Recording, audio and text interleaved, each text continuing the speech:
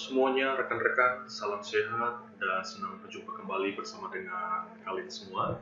Dimanapun Anda berada pada kesempatan pagi yang luar biasa ini, pastikan dalam keadaan tetap semangat dan antusias di dalam melaksanakan aktivitas hari-hari ya. Nah, kembali bersama dengan saya Master Jo. Nah, jadi pada kesempatan saat ini, episode kali ini ya, nah, saya akan memberikan atau akan men-sharekan kepada rekan-rekan semua mengenai tutorial penggunaan di dalam aplikasi 3ds Mesh ya. Nah, di sini kita nanti akan membuat sebuah objek sederhana, ya objek sederhana, namun dia berkelas gitu. Nah, jadi di sini nanti kita menggunakan sebuah line dengan menggunakan teknik latte, objek dua dimensi dari line ini akan kita ubah menjadi yang namanya itu sebuah gelas wujud tiga dimensi. Tentunya ini keren seperti itu teman-teman ya. Jadi pada dasarnya sih sebenarnya cara membuatnya singkat ya. Jadi teman-teman yang belum paham mengenai navigasi atau menu bar yang digunakan sering ya di dalam penggunaan aplikasi 3ds Mesh ini, nanti teman-teman rekan-rekan nanti bisa melihat tutorial-tutorial sebelumnya ya, baik itu pengenalan tentang menu bar yang di atas ini, menu bar sebelah kanan ini. Karena itu penting ya, supaya nanti ketika di dalam membuat objek gelas ini ya nanti teman-teman tidak memiliki kendala yang berarti lah, yang berat-berat seperti itu ya teman-teman ya. Nah, oke, langsung saja. Nah, sedikit informasi teman-teman ya. Di sini kan di dalam 3ds Mesh kan pada dasarnya ada 4 default layer ya. Ada top, kemudian ada front, ada perspektif dan left. Nah, sebagai catatan, ketika kita hendak mendesain sebuah objek yang basisnya itu dari 2 dimensi, yang nantinya akan ditransformasikan ke 3 dimensi, ada baiknya kita menggunakan layer front ya teman-teman ya. Jadi tinggal diklik kiri aja layer front, teman-teman tinggal ALTW untuk membesarkan layernya. Kalau mau mengembalikan kecil lagi, teman-teman bisa juga ALTW ya, ALTW bersamaan. Itu untuk shortcutnya pada keyboard. Kalau untuk manual menu barnya itu ada di bawah ya teman-teman ya. Bisa dilihat di sini ada namanya Maximus Viewport Toggle ini namanya ya, sama aja seperti itu ya. Oke, langsung aja teman-teman, ini kita besarkan. Nah, kita bisa lihat sekarang ya teman-teman ya. Nah, seperti ini dia. Nah, setelah seperti ini teman-teman semua, nah kita akan pilih objek ya. Jadi kan di sini kita lihat di kanan ini ya, ini kan ada kita aktif di geometri. Jadi pada dasarnya di geometri ini teman-teman ini banyak aktif di apa ya? Aktifnya ini di objek-objek yang basisnya 3 dimensi kayak box, sphere, silinder, dan lainnya. Nah, untuk yang basis 2 dimensi, teman-teman kita bisa menggunakan yang namanya shape ini ya. Nah, menggunakan shape ini, kita pilih shape-nya ya teman-teman ya. Nah, kita pilih shape-nya ini, kita ambil dari object line. Nah, pada dasarnya di sini kita akan sedikit improve, kita akan membuat pada dasarnya sebuah gelas yang unik ya. Gelas pada dasarnya kan seperti itu ya, dia polos gitu aja lingkaran. Kita buat nanti ini sini persegi 4 gitu ya. Nah, jadi di sini ada sebuah improvisasi ya. Nah, ini hanya untuk sebuah edukasi saja supaya teman-teman tahu ya. Nah, nanti teman-teman setelah bisa memahami konsep ini, teman-teman nanti bisa mengeksplor dengan yang namanya membuat gelas-gelas dengan konsep-konsep dari teman-teman semuanya ya.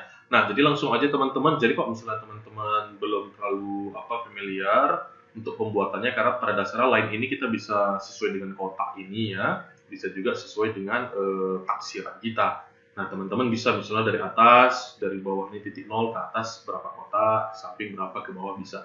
Nah, di sini saya pakai apa aja ya, bebas aja ya teman-teman ya. Misalnya saya buat seperti ini dulu. Ya pastinya langkah pertamanya teman-teman untuk membuat gelas sederhana ini dari objek 2 dimensi, langkah pertama kita itu adalah membuat garis ya. Membuat garis dari line yang diambil dari shape ya, dari line. Nah, kita klik kiri untuk memulai. Nah, setelah itu, nah kita sini aja ya, ini bebas aja, kita visualkan sebuah gelas. Nah, seperti ini dia, lebih kurang ya. Oke.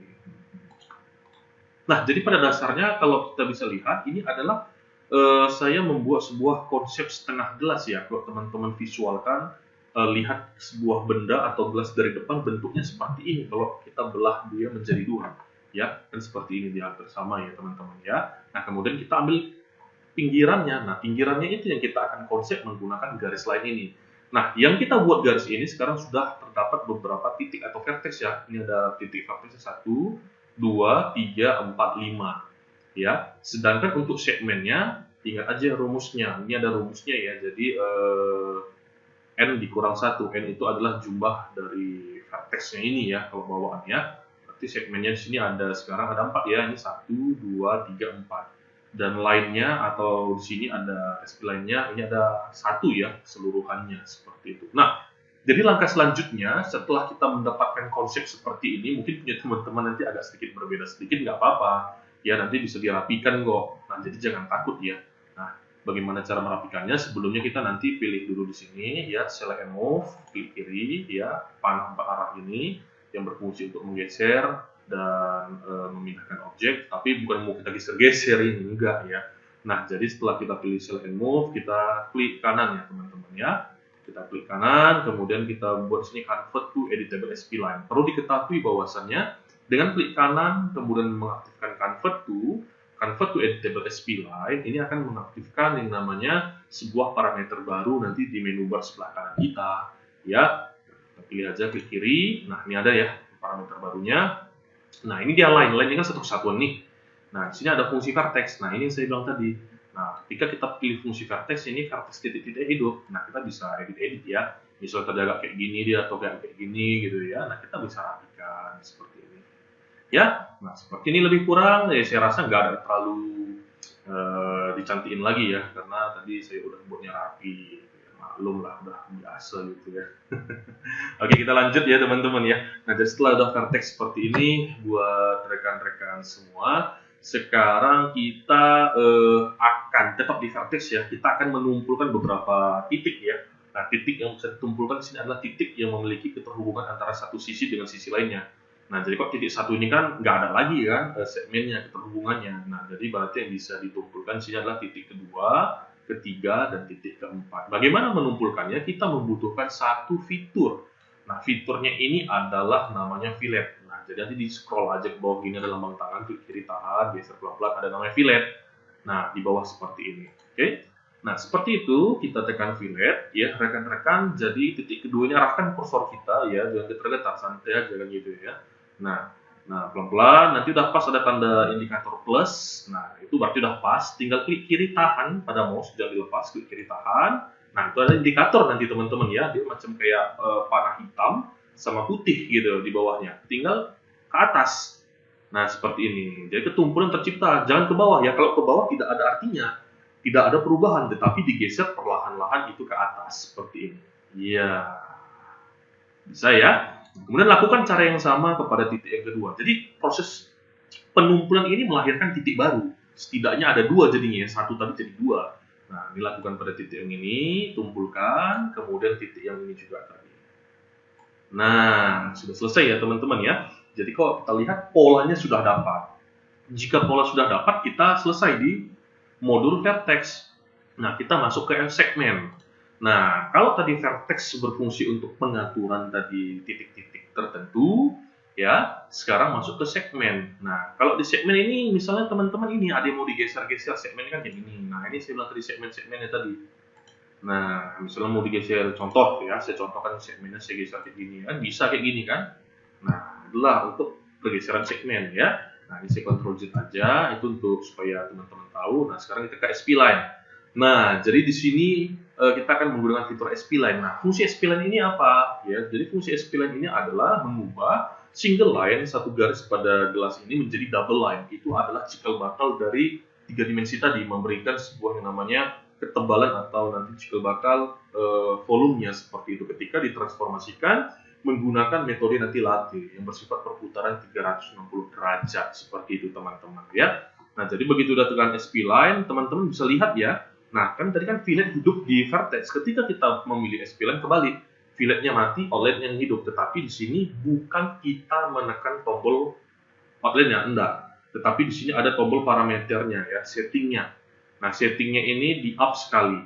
Nah, ketika kita up sekali, cukup sekali aja ya. Nah, di sini nanti gambar kita ini teman-teman bisa lihat. Nah, berubah ya, single line menjadi double line, ada dua dia. Nah, inilah berbicara tentang ketebalannya ya, teman-teman ya. Nah, jadi kok teman-teman nanti ketekan jadi 3 dia 4 ya Ctrl Z aja. Kita butuh double line seperti ini aja. Nah, setelah langkah selesai seperti ini rekan-rekan semua dari proses ini, kita matikan SP line-nya aja. Ini udah selesai. Konsepnya udah selesai ya, udah setengah gelas sudah bagus, udah mantap lah ini ya untuk di Medan ini ya. Ya kalau di luar pun tetap mantap juga di kota lain gitu ya. Nah, kita matikan SP line, kemudian kita masuk ke modifier list. Nah, begitu kita pilih modifier list, kan banyak nih menu di menu bar sebelah kanan, tekan aja L supaya nanti langsung memilih ke latte ya. Kebetulan indeksnya di pertama dia ya, latte. Nah, ini kan latte. Nah, kita pilih latte gini, klik kiri. Nah, sudah jadi dia seperti ini ya rekan-rekan ya. Mister Joe, ini kok berubah dia nih, konsepnya kok macam apa gini ya. Ya, ini karena nggak apa-apa. Ini bisa kita benahi nanti, ini kan belum selesai. Yang penting ini udah jadi objek 3 dimensi. Kalau kita lihat kan sudah seperti ini ya. Loh, itu Master Joe kok bisa berubah dia dari wireframe, sketsa kok bisa jadi solid ya. Ini shortcutnya F3 aja pada keyboard ya. F3 ya. Jadi pada tampilan front juga wireframe kita bisa melihat realistiknya gitu ya. Nah, kita pilih di sini untuk mengembalikan sesuai konsep itu di align. Align-nya ini kan ada min. Nah, kita tekan min center max. Kita tekan min aja. Nah, jadi gelasnya kan. Nah, jadi gelasnya kalau sudah jadi gelasnya seperti ini, nah di sini segmennya 16. Ini berhubungan dengan persegi ya, ada berapa banyak seginya gitu ya. Kita buat aja 4 seperti itu. Seperti yang kita inginkan.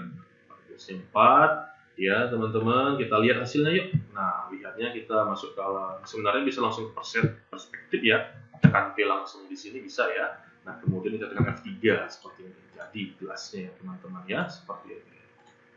Oke, changing color menjadi putih ya, menggunakan tadi ininya ya, palet warnanya ini. Kita lihat, kita naikkan ke atas. Gimana sih gelas kitanya ya kan?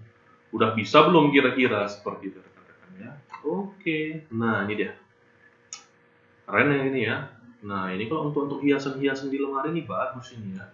Nah, apalagi nanti terbuat dari emas ini, siapa yang nggak suka kan gitu ya. Nah, seperti ini dia, nampak ya. Nah, jadi teman-teman ini sebenarnya masih bisa diubah-ubah. Misalnya kita mau ubah jadi persegi 3, bisa ya, persegi 6, bisa gitu ya. Jadi tergantung kita gitu. Mau gimana kerennya gitu ya. Kalau biasanya kok lingkar-lingkaran seperti ini, udah sering kita nengoknya ya gini ya, udah sering banget. Apalagi acara-acara besar, keagamaan pasti selalu keluar kan. Entah sirup apalah di dalamnya kayak gitu ya. Iya, jadi teman-teman udah bisa lihat ya. Segi 5 seperti itu. Keren gitu ya jadinya ya. Nah, oke, jadi mungkin teman-teman itu saja ya yang bisa saya share pada kesempatan pagi ini. Semoga menambah pengetahuan tentunya ya di dalam yang namanya 3D modeling ya teman-teman ya. Nah, teman-teman nanti bisa explore, bisa improve jauh lebih dalam. Mungkin itu saja yang dapat Master Joe sampaikan pada kesempatan pagi hari ini. Silahkan dicoba, tetap semangat, sampai jumpa di tutorial-tutorial selanjutnya. Thank you, salam hebat dari saya.